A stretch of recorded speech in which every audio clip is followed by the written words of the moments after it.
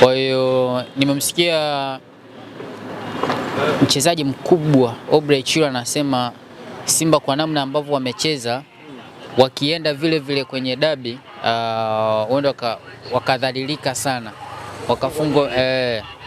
Ni kama mchezaji mkubwa ujue kila mechi na approach yake.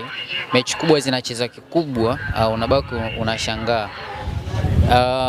Na sidhani hata kama Simba juzi walicheza jana walicheza vibaya dhidi ya Ken Gold. Lakini approach ya kucheza na mid table team ni nyingine, na approach ya kucheza dhidi ya timu kubwa Jati kwa Jati ni nyingine. Intensity yake na mapungufu yake huwezi kuyaona, yani hawezi kwenda kucheza vile vile. Intensity yake inakuwa sio ya kawaida.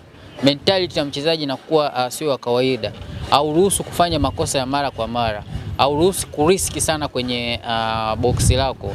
Yani ni mechi ambayo mara nyingi wazi inabidi ungate sana meno. Inabidi ujitoe mara 3 ya huko nyuma ambacho umekifanya. Ujitoe 100% kwa ajili ya kupata matokeo chanya. Hasa kombe liko uwanjani na unacheza na mtu ambaye amekufunga mara 4 mfululizo.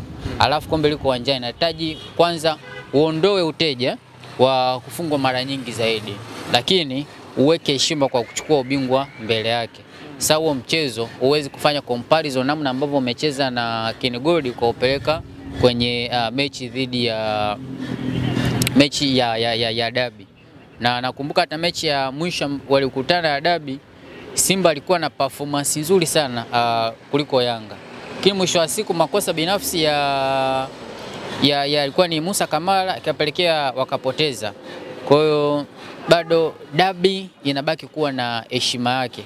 Dabi haichukulii kawaida hivyo.